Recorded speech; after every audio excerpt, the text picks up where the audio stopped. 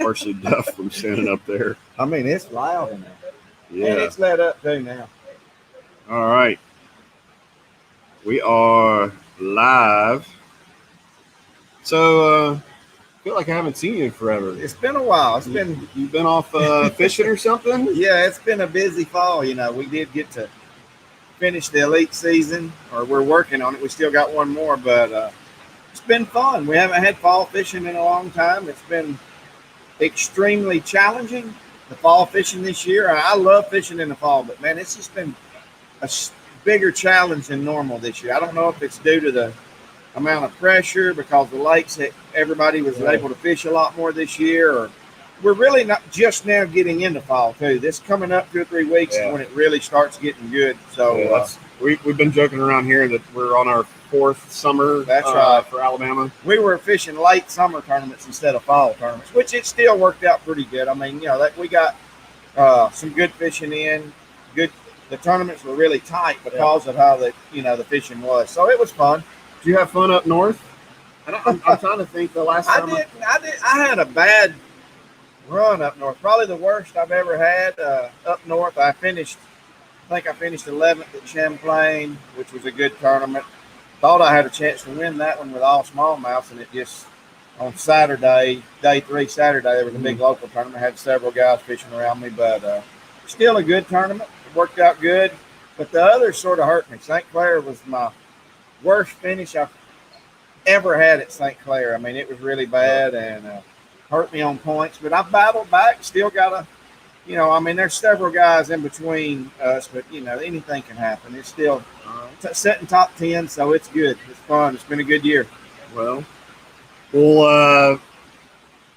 let's see here. We're getting a few folks jumping in. Yeah. Well, guys, welcome back for our virtual Fish Fest here with Bassmaster Elite Pro, Scott Canterbury. Thanks for coming in today. No, I appreciate it. It's been good. It's been fun.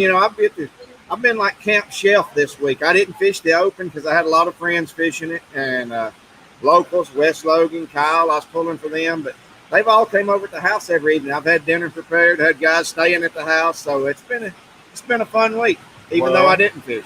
I bet there's some good conversations going on, especially as tough as it seems it's been out there on Neely this week. It is. Justin Atkins stayed, and his buddy Caden is actually leading the tournament on the co-angler side. He's been staying downstairs, and Lee Livesey stayed down there the week before the Elite and won it. Now Caden's staying down there and leading this one. Last time Justin stayed at the house, he won the Open at Logan Martin. I told him the only person that don't win that stays at my house is me.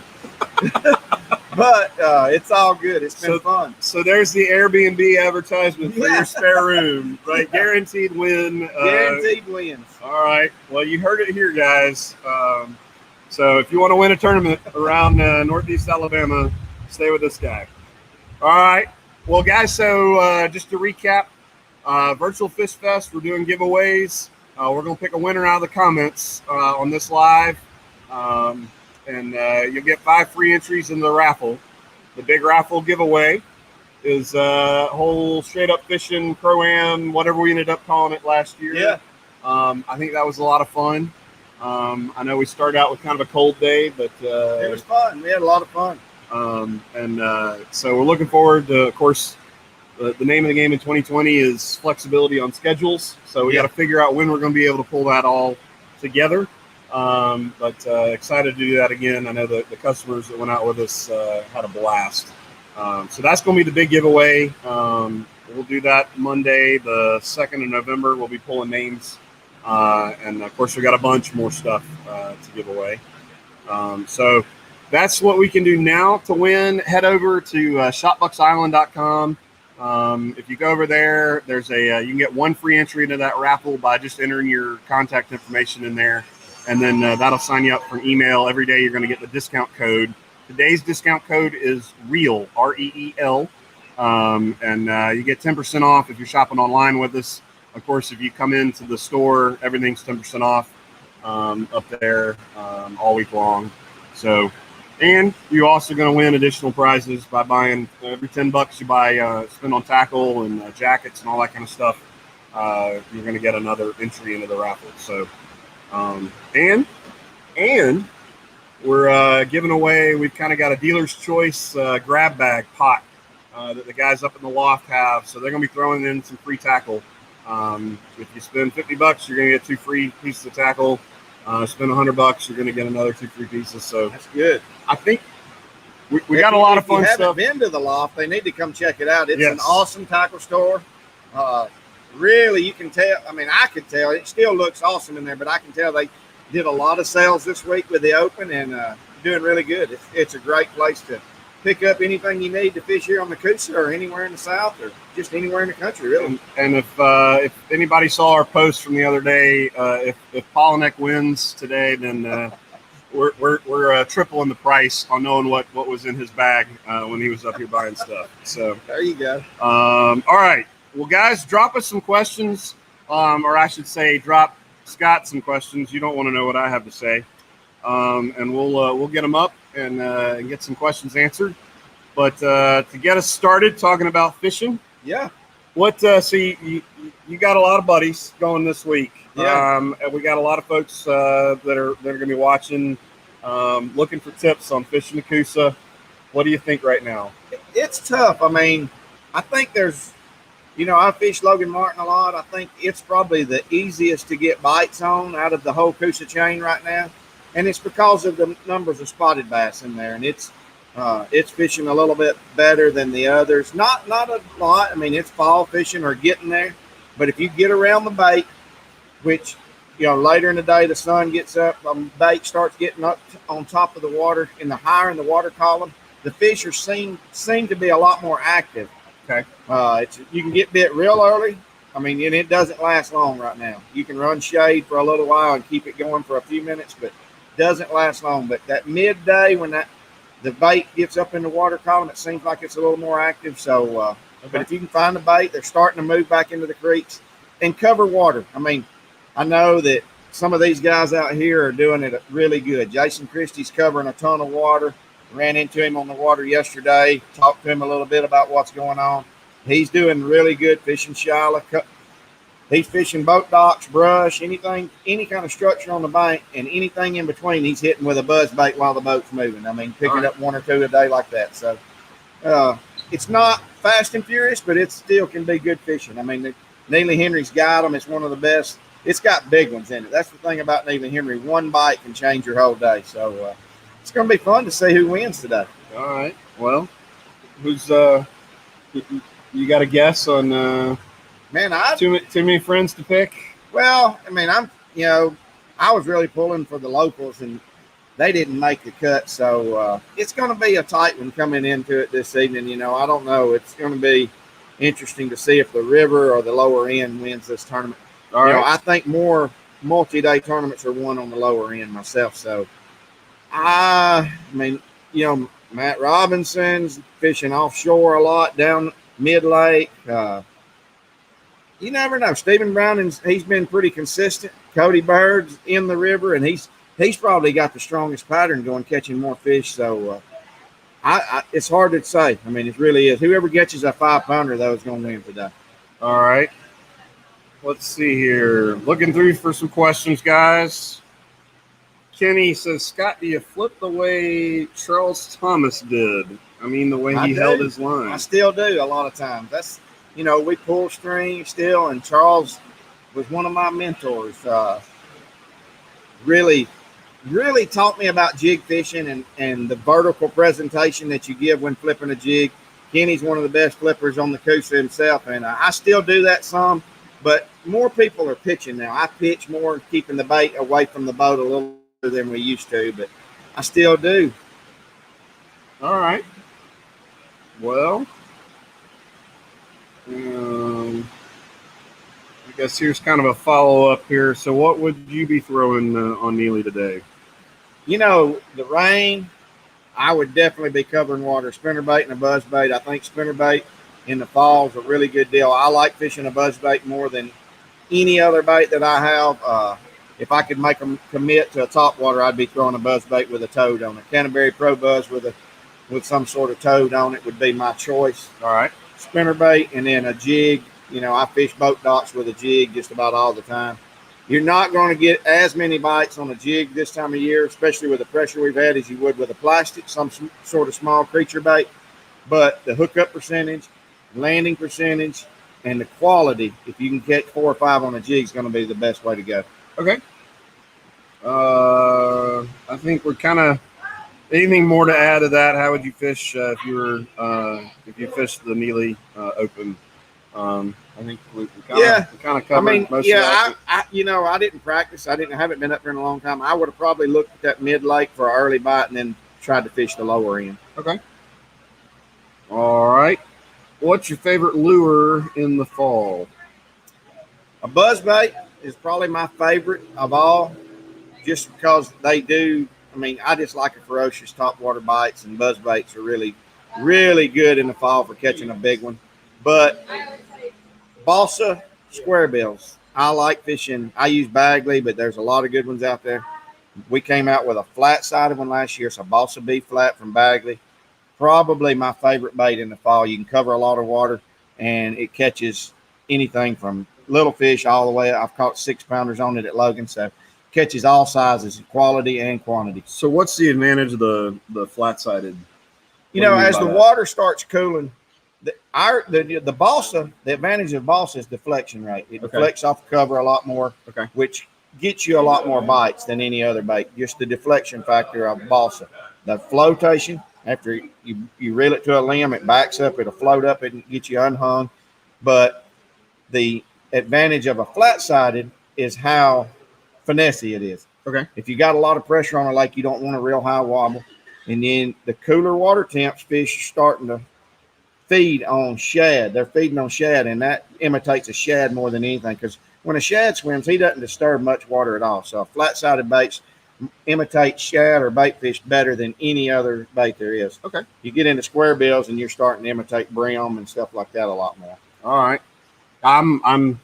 I'm trying to learn as much as I can as well. So sorry, guys, if I steal and build on some of your questions. I know we got some really experienced guys, but I talked to a lot of guys that they love some of the stuff that we're putting out with the fishing report and some of the lives we've done. They're like, but I don't really understand what you're talking about. So I can definitely I concur with that. Chris said what was good to use around docks. I think we hit on that a little bit. I'm a jig fisherman. I try to catch quality.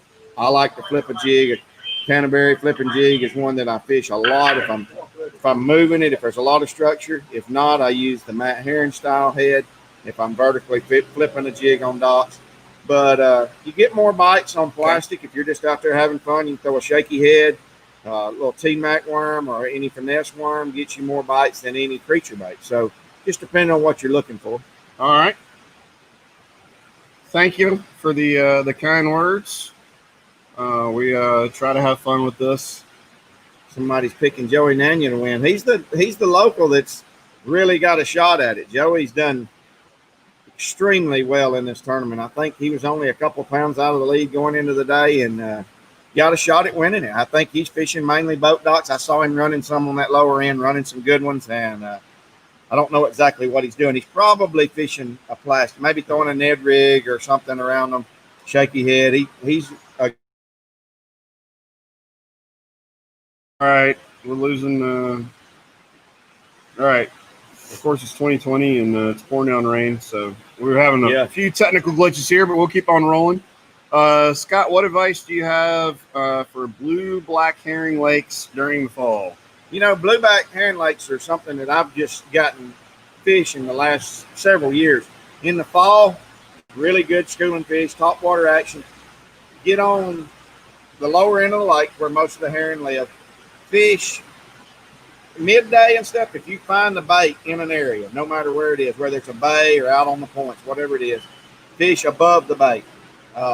Big Seville swim baits, any kind of boot tail swim bait you like, Kitech, whatever you like, throw that on a 3/8 ounce head over super deep humps that'll top out in 20 to anywhere in 30 foot. If there's bait around them, stay out deep. You're going to get places where the river channel or creek channel swings really close to them in the fall, to those humps and stuff. Stay out away from them, throw past them, and come across the top of them. Those fish will come up and get your bait. All right.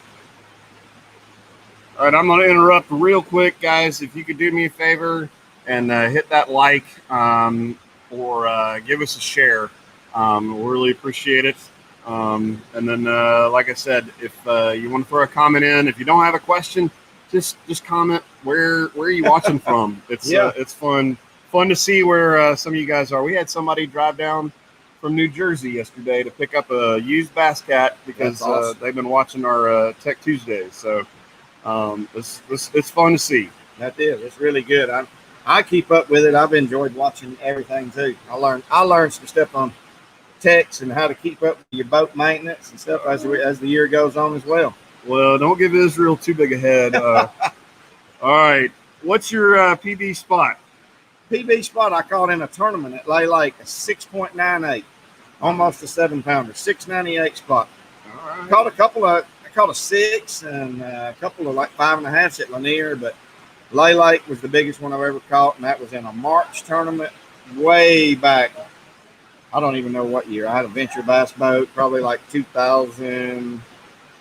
I don't know, maybe 96 to 98, somewhere back in there. It's a long time ago. Wow. 6.98.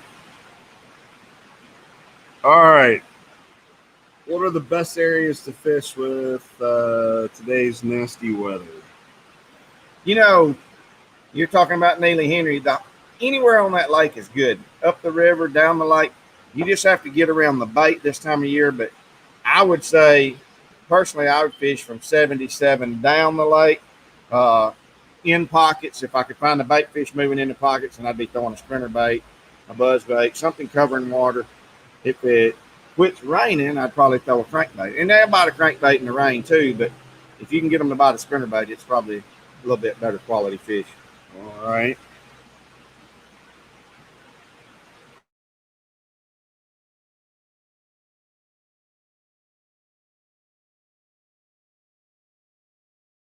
Let's see if we can get this up here. All right.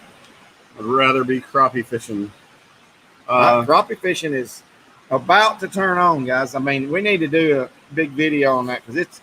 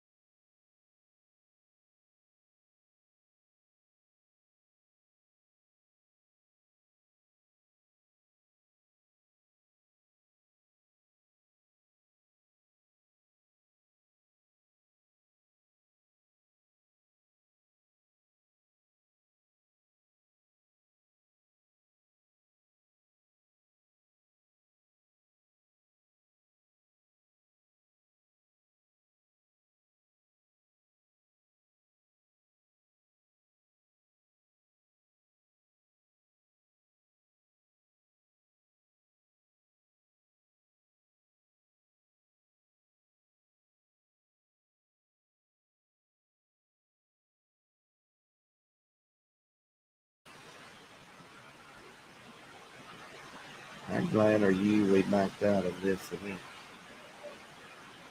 All right, guys.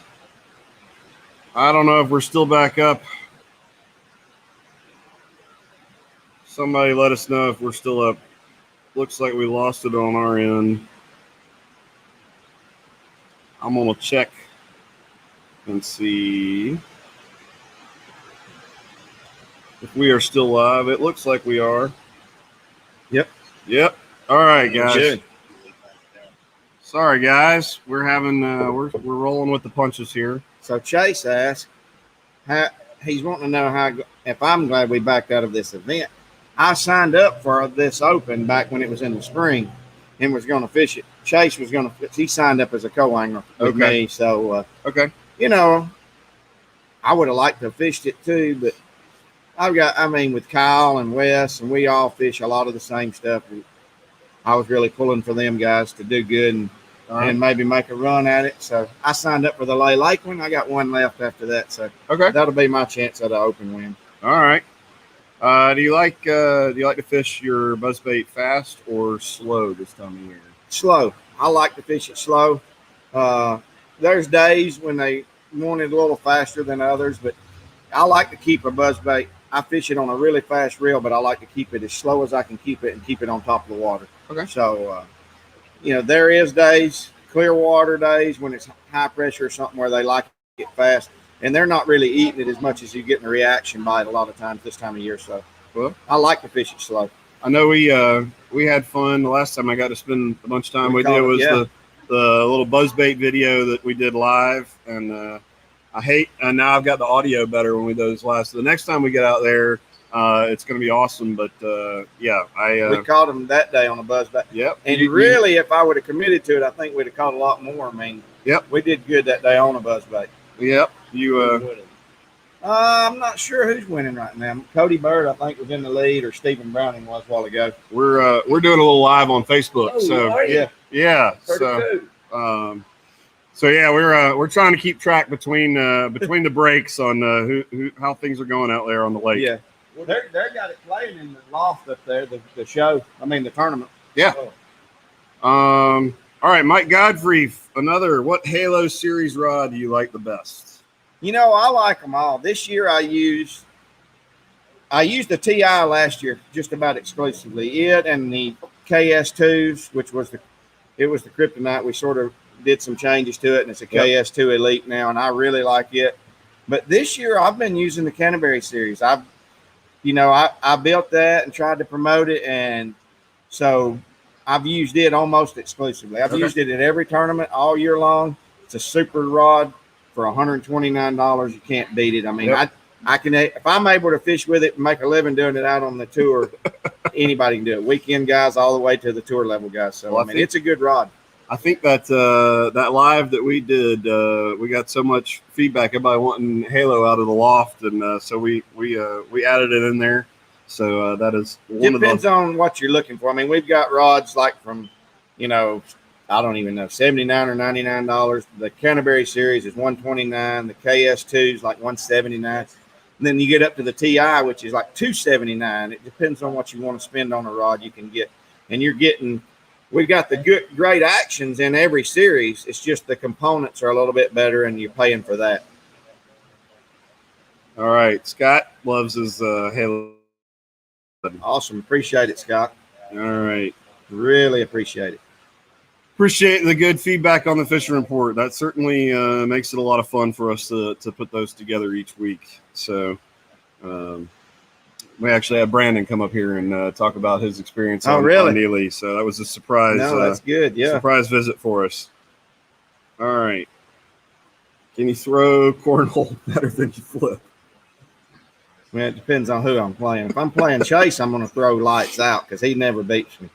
Never will either.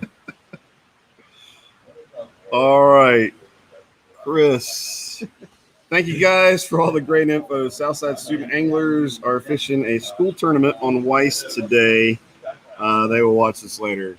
Good luck. Good luck. Weiss has been pretty good here lately too. I do know a little bit about it. The buzzbait's been biting. The square bills, the balsa baits have been really good up there. So Weiss is coming on. All right. What water temp are you looking for with the fall patterns? I really like it when the water gets into the 60s. Right now, we're still in the 70s, but when it gets into the 60s, fish really starting getting a lot more active and feeding up for wintertime. I like anytime it gets down in the 60s. Mid-60s is the best, but anytime it gets below 70 degrees is really good fall fishing. Shallow seawall bite turns on, the buzzbait wide open. It's just a lot of fun in the fall when the water cools off. So on the fifth fall of the year instead of the we go through all these cycles. Yeah, we already had fall. One thing about fall fishing too is one thing that I like is we don't have near the boat craft. Pontoon boats, ski boats, recreational. You don't have that out there having to battle it all day. You go to Neely Henry or Logan Martin, anywhere in the summertime now, you better do all your fishing before 10 o'clock in the morning. Well, especially this season. Yeah. It is, judging from the complete lack of pontoons sitting outside. That's right. They went somewhere. That's a good thing. So that is the good thing about it. All you anglers can be, that hate all the pontooners. sorry, but you know. I think that's changed summertime fishing. The recreational boats on the water, the amount of wave action that hits the banks and stuff, I think it's changed a lot. We don't have a really shallow water flipping bite in the summertime like we used to have before all that. More fish live in brush off the bank now than they ever did. And I think a lot of that's due to recreational boat traffic. Okay. Well, I mean, certainly you got wake boats now that are picking up bigger lakes than ever. Yeah, they fill them up. And pontoons you hit a wake running 60, you know it, or 70, you know it. All right. Oh, I'm sure that FXR handles it just Dukes of Hazzard style. Caught a 5.5 spot on the Warrior River. The Warrior has been producing giant spots the past, 7 or 8, 10 years. Even like Kyle Mabry and Blake Nick, when Kyle was with us and used to go down there and catch 30-pound bags on the Warrior of all spotted bass. It's pretty awesome. So it's got big ones in it. Shane, what is the best bait to throw on Lay Lake for next month? Man, you really, that's such a vague question because of, it may be a swim jig for the first 2 hours of the morning, okay? And then it may be a buzz bait. Yeah, it'd be one of those two would be your choices. Jerk bait's probably all around. Jerk bait or a swim bait will be all around one of the best 2 baits you can throw that time of year. Catch big spots. You can catch largemouths on both. So, do you fish lay very often? Or? Yeah, lay used to be my favorite out of all of them. I fished it more than any of them in the past, but now I don't fish it as much as I do Logan Martin. So, but Lay Lake is a great lake. It's got big largemouths in it. It's got big spots. So, it's going to be a good event. The open there will be, you can look at the elite tournaments that we've just had and how tough they fished. You can look at even Lanier and stuff is fishing really tough right now in the BFL. Neely Henry's fishing tough. It's fishing as good as anywhere that we've been. Yeah. Really, it's really hard to get a bite, but the weights have been good because of the quality of fish. They're not catching a lot, but it's been it's fishing good. So Lay Lake's going to be further into the year. The Open is coming to Lay Lake the first week of December. It's going to be cooler water temps. Fish are going to be biting. It's going to be a little bit different level, if you ask me, than these others. It'll be easier to get a bite. All right. Who would you say is the best crappie fisherman in Alabama? Man, I don't know about that. Probably, I'd be pretty hard to beat myself. Now, Will's a friend of mine. He got me into crappie fishing about 10 years ago, and I've been addicted to it ever since. I think we're going Monday night. We're going to go about 2 o'clock in the morning Monday night and see if we can't catch some. Well, so we got, speaking of crappie fishermen, we got Lee Pitts is going to be in here Monday morning. Lee is really good. There's a lot of good crappie fishermen. We're going the thing about you're asking who the best crappie fisherman is. We only catch them for about 4 months a year, and those guys can catch them year round. I don't know anything about it except for when they move up in the fall through spring. All right. But I will fill the freezer. Nice.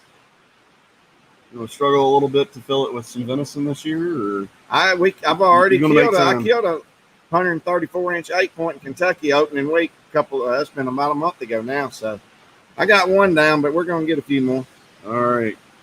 Sorry, guys, trying to catch up on all these questions. Looks like we got a little behind here. What do you think about a popping walking bait in the fall?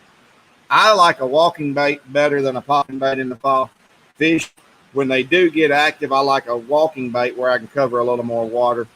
Popping bait, I really throw more in the spring. Unless you're talking about a popping frog, you throw it year-round. But like a pawpaw or something, I throw in the spring when fish are spawning where it stays in the strike zone on top of the head a lot longer.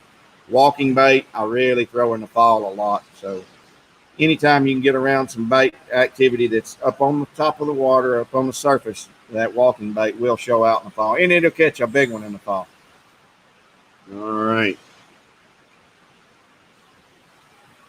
When do you think the water is going to cool off? It's cooling off right now. It's 60 degrees outside and pouring down rain, so it's cooling off. And it's dropped a lot. We were talking, a month ago, we had water temps in the 90s, so it's falling. The nights have gotten a lot longer. We get more dark hours and cooler nights, cooler days, but it's dropping dramatically. I looked at the long range forecast. I think in about 7 days we're fixing to have another really good cold front, and that's going to really help. So it's going to change things a lot. I think the Tennessee River, I'll let y'all know Monday, but I think the Tennessee River may be already in the 60s. Okay. I'm hoping it's in the 60s because that's when we start catching crappie good. All right. Well, maybe we need to get we'll get you in for a crappie report. Yeah. All right. Let's see here. What temperature do the bass go back deep? You know, you can catch them deep year round, but in the South, if you're tournament fishing in the South, I don't fish deep. I don't care how cold it gets. I mean, if the water temp gets into the upper 40s, the bite gets slower, but the jerkbait bite gets really good. You just have to slow it way down. But guys do catch numbers of fish when that water temp gets below like 55. Mm-hmm. They catch a lot more numbers of fish out deep, jigging spoons and blade baits. If you move up into the country like Tennessee and you start moving up more, those blade baits and jigging spoons and stuff get a lot more popular. I think they get colder temps than we do. Okay. If our water temps get below like 47, 46, which we rarely ever see, I mean, a week or two a year maybe, but we don't hardly ever see water temps get that cold, but it gets super tough then. But I throw a jerk bait or a shad wrap style bait, flat-sided balsa baits all winter long, catch them, and a jig. All right. Well, there's a good follow-up. What's your favorite balsa square?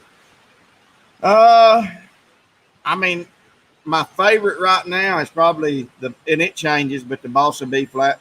Probably caught more fish on a Bagley balsa B1 than anything. And, I mean, that's the same thing as a ECW Zoom plug, the ECW ones, which a lot of people have won off of. The balsa B1, you can put them side by side and you can't tell the difference. It's a really, really good bait. All right. And that's probably caught more fish than any of them. But I like the flat-sided baits a lot. All right. I think we got to that question. Either somebody else asked it or I'm already... Walking bait in the fall. I did talk about that. Yep.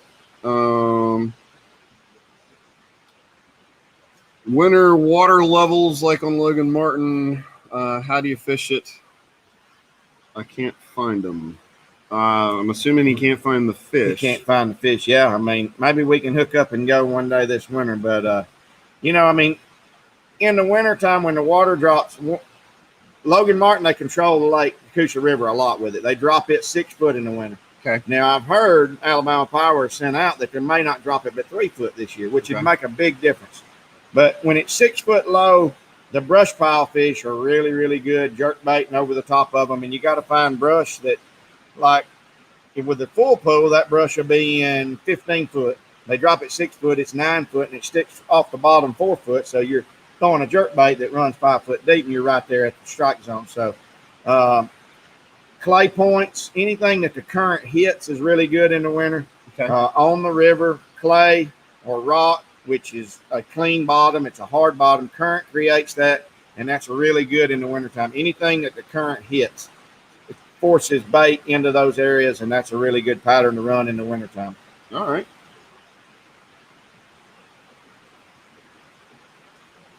Let's see what else we got.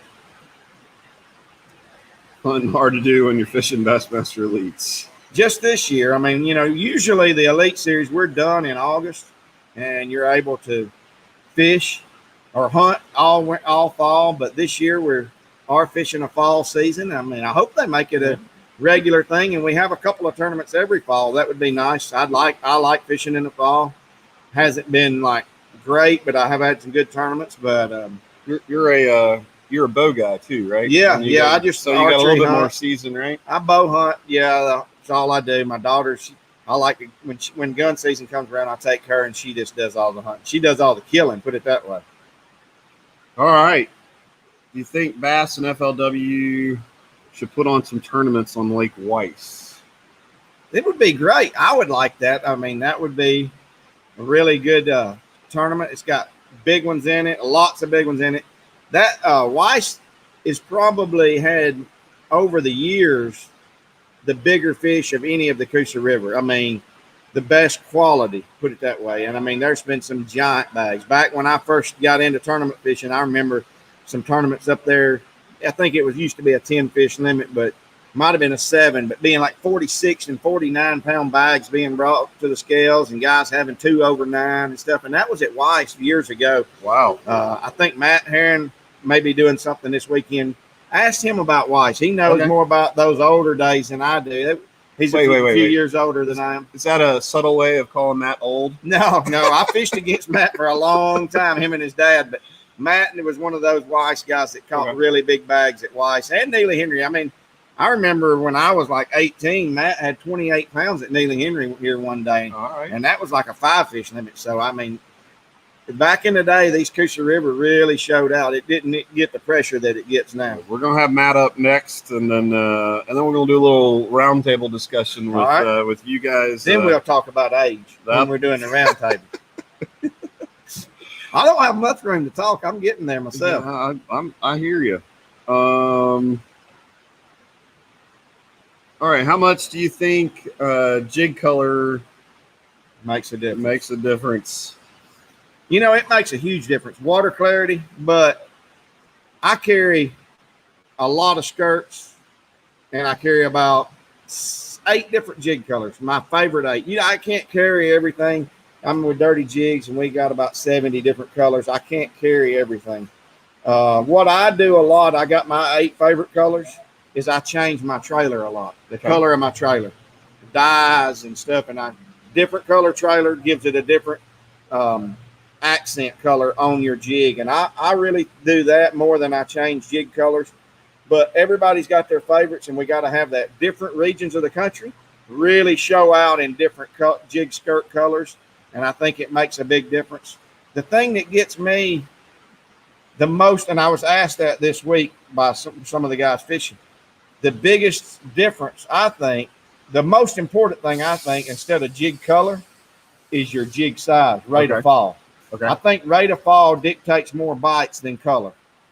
If you fish the wrong color in the right place, you're going to get more bites than you fish the right color in the wrong place. No doubt about it. With the right fall rate. Yeah, I mean, that's a big deal. Rate of fall, whether they're reacting and you're using a really heavy jig. At Gunnersville, I finished top 10 at Gunnersville a couple of weeks ago, and I would caught most of my fish in less than 2 foot of water. Okay. But I was using a 5/8, and I even went to a 3/4 ounce jig, but I caught them anywhere from a half to a 3/4 ounce jig in less than 2 foot of water because they were reacting. Okay. Most of the time I would fish a 1/4 or 3/8 in that situation, but the slow fall and everything, they were looking at it too long. I was getting reaction bites by using a heavier jig, and that's a really hard deal to get onto, and it was really an easy way to get bites. I mean, I'm not saying that was an easy tournament, but I got a lot of bites when I did that. Okay. I didn't do it much during the day. I threw a frog more than I did anything trying to catch a 5 or 6 pounder. But when I needed a bite, I would pull that out and get a bite or two. The trailer color, like, how crazy do you get from deviating from the color of the jig? I mean, you know, most people use a black and blue jig with a black with blue chunk or a blue sapphire or something. I really like a black and blue jig with a green pumpkin jig with a black and blue chunk a lot. You know, throwing things off, a solid black jig with a white trailer. I mean, I've done that a lot.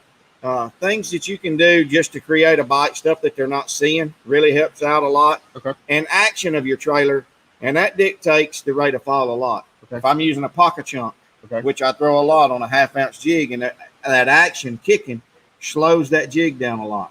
If I go to a straight chunk style, if I put a dagger on it, if I bite it off and put a dagger on it where it just glides, that's a different action than they're seeing when something falling and kicking.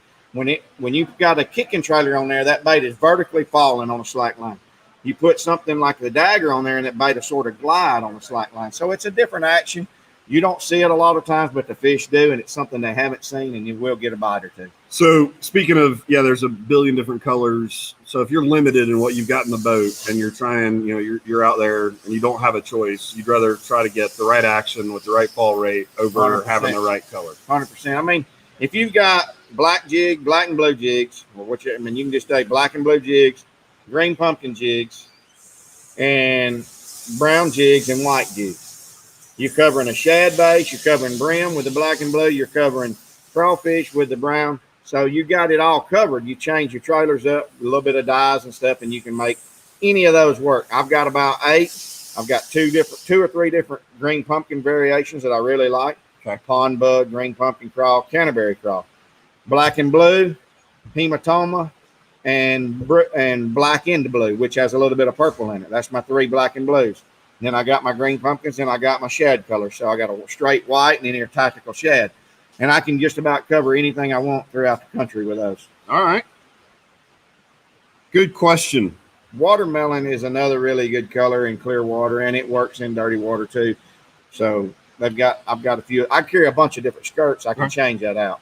All right, guys, we're going to go for about 5 more minutes or so. So if you got questions and comments, get them in there. If you're just sitting and watching and joining us more recently, get us a comment in, because before we sign off, we'll pick a winner to win some raffle tickets. So what's the best advice that you can give to a young high school angler? You know, that's a good question. I do a lot with high schools. I go to St. Clair County, Moody. I graduated at Moody. I'm a boat captain for them a lot of times. And dedicate yourself to it. I mean, this is not something that you can just half-heartedly do. If you want to be a fisherman, you got to really work at it. Dedicate yourself to the sport, and that's a big deal. But time on the water beats everything. You can study, you can watch YouTube, you can learn a lot. There's a lot of avenues to learn about fishing that we didn't have as I was growing up. Right. With YouTube availability and everything that you can learn off of the computer. And that's great, but time on the water beats everything. Practicing, pitching, casting, doing all that, you can do it in your garage, you can do it in the backyard, you can do it anywhere, but keep a reel in your hand and be accurate with your cast, and you will be a lot better fisherman, no doubt. All right. Well, and it's amazed me. Learning seasonal patterns, which they will learn that as far as water temps, leaving the wintertime, where the fish are migrating back, those migratory routes. Once you learn that, you can intersect the fish too. But that's all time on the water. Time on the water beats everything. Well, it is amazed me getting to know particularly some of the moms and dads that aren't really big hardcore anglers that are out, getting their kids on the water. Most definitely. That's that's impressive. So and you don't have to. I mean, I try to tell them, and that's one thing that when I work with Halo, with Walt and Justin and everybody at American Bait Works, one thing that I learned, I mean, I could have built a $200, $300 rod. They gave me that choice. Build anything you want, be your series of rods. Okay. But we tried to build a $129 rod that's more affordable, that high school anglers can put in their hands and be able to use it with a good quality action and everything that you need to catch fish. And you don't have to have $500 rods and $600 reels to go out and compete in tournaments. I mean, look, I've done it for years and I've had the best there is. I think our stuff is the best there is right now. I mean, the quality is great, but I've had the high ends, the high price stuff, and I couldn't compete any better than I can now. Okay. So maybe this is a shameless plug for the kayak stuff, but in this discussion, and you're talking about time on the water, one thing that's interesting is as fishing kayaks have become more prevalent, maybe something to think about for the parents that don't have the time to get on the water. You get the fishing kayak. How you doing? Time on the water fishing, time on the water fishing. Yeah. Turning the high schoolers loose. So mom and dad don't necessarily have to sit there on the boat. You still probably learn a lot, right? Most definitely. I learned so much. I mean, back when I was growing up in a flat bottom, 10-foot flat bottom aluminum boat with a paddle, had a brick for an anchor. But you would learn throwing a 1/4 ounce lead. It was lead. We had no tungsten. A 1/4 ounce lead weight with a purple worm on it back then. You would learn if you throw out here to count it down, it takes it 6 seconds to get to the bottom. You know that it's deep. You could feel the bottom. You tell what kind of bottom you were. And you throw over here off of this point, and it only takes it 2 seconds to get to the bottom. You know that it's 2 foot deep versus 6 or 8 foot deep over here. You learn a lot more by just fishing, time on the water, and you know exactly what your bait's doing at all times.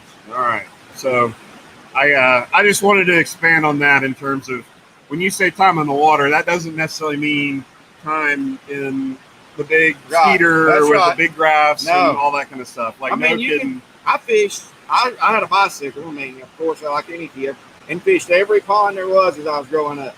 I fished every pond that was within 2 miles of my house. Grew up fishing Twin Lakes, go to Twin Lakes and fish all the way around it off the bank. You don't have to even be in a boat as far as to learn and catch fish. All right. I'm going to try and speed through some of these Pouring questions. down rain if we're loud. Yeah, it's not near as bad as it was up there. So it's a good call coming down here. Have you ever used the Barron custom crankbaits? I have not. Familiar with those? I am not familiar with them, but I will look them up. I'm always looking for anything that'll catch a fish that somebody else is not throwing. What's your average jig size? We had a good jig discussion there. I would. Depends on what you're doing. Probably the best all-around jig there is a 3/8 ounce. You can do just about anything with it. I use a lot of half and 5/8. The thing on the 5/8, it's not the best-selling jig, but if you talk to more pros, more jig fishermen, Matt Heron, Hackney, me, any of us, we use a lot heavier jig, but we're covering a lot more water than somebody just out fun fishing. And I think a 3/8 is probably all around best size that you can get if you had to have one, especially for just getting bites. All right. I see a couple of good questions that I think I might save for the round table, talking about how long to stay on a spot. Yeah. I think that'll be that'd be a good discussion for you and Matt to kind of talk through. That's all. Yep. I mean, that's where the choices are made that wins tournaments. We'll finish off with this one and then jump in. Is. Oh, all right. There he is. What is more important, your bait presentation or just being able to learn to find the fish? That's both. I mean, you got to have good presentation to catch fish no matter what. But you also, if you're not fishing around them, you're never going to catch them. So that's a tough situation, but you got to have a good presentation of your bait. Casting is one of the biggest things that separates the weekend guy from a pro angler or something. Just something like that. It makes difference in winning and losing. Okay. But when you get around fish, you can catch them if you can't cast that great. I mean, that's the biggest thing to catching fish, no matter what, is getting around them. Okay. You can't catch them if you're not around them. So being able to learn how to find them is probably the biggest thing, but the presentation really separates you once you get to that level. All right. Well, I'm going to take one last question, which I don't think we've really made a big plug on the boats. Yep. So this is a great question to come in here. What do you think about the new ZXR from Skeeter? The new ZXR, this was my first year running. I didn't think you could beat an FX, which I ran last year. But that new FXR, which I ran this year, I wasn't the ZXR. We'll talk about that too. But the FXR is the best boat that I've ever ran, hands down. The ride on it is unbelievable. You got speed, comfortability, fishability is great, just like it was with the FX. The ZXR is a super nice boat. It's a little bit lighter, I think. It may be a little faster, I don't know. But I don't know that much on the ZXR. Justin can probably tell you. Justin would be the one to tell you more about that. Michael can tell you what he knows about it. But I know it's a great boat, and it's got like a hull of the FXR, if I'm not mistaken. Yep. So it's going to have that great ride. So, I mean, that thing came out at the Classic. Yeah. COVID hit. Everything went nuts. So, but all the feedback so far from the few that we've gotten out has definitely been positive. Like you said, FXR hull. It's a different layout than ours with the center boxes opening and stuff. But it's a little different than the FXR on the layout. But the hull is the FXR hull, which is a super, super great riding boat. And that's going to be, now in the ZX line, you've got a 20-foot boat with a 250. The big difference is that top cap. I mean, the deck layout, and then, you from, out of the box, it doesn't have the blades, and there's a few other upgrades, the thicker padding on the carpeting and some of that other stuff. But Right. it is definitely that Skeeter made some good choices. Oh, there's no I think doubt from about the that. No FX, doubt. FX to FXR, and then taking that FXR concept and roll it into the ZX. It's going to be a great boat. I am getting a little bit older, but I've had 7 blocks done on my back. And a lot of that's from boat rides over the years. But for the past 3 years, the FX, FXRs, I have not had any issues, and it's been really good. And a lot of that goes to the ride of those boats. I mean, that ride is just phenomenal with the FXR. All right. Well, let's close this off. Let's pick a winner. So we talked about your PB spot. What's your PB largemouth? 1189. 1189. The only double-digit bass I've ever caught. All right, I'm gonna round that one up to 12, and I'm gonna scroll through here, and you tell me when to stop. Like now. All right, and then I'm gonna go 12 down. Okay. On the comment. So 1, 2, 3, 4, 5, 6, 7, 8, 9, 10, 11, 12. All right, Michael Gladden, one of our regulars, jumping in. You are getting 5 free entries into the raffle.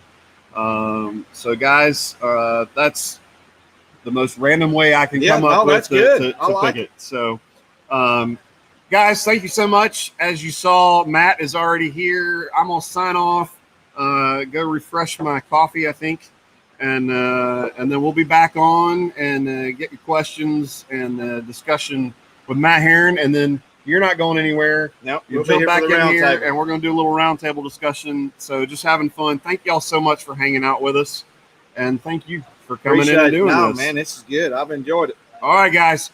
We will see you back in a few minutes. See you.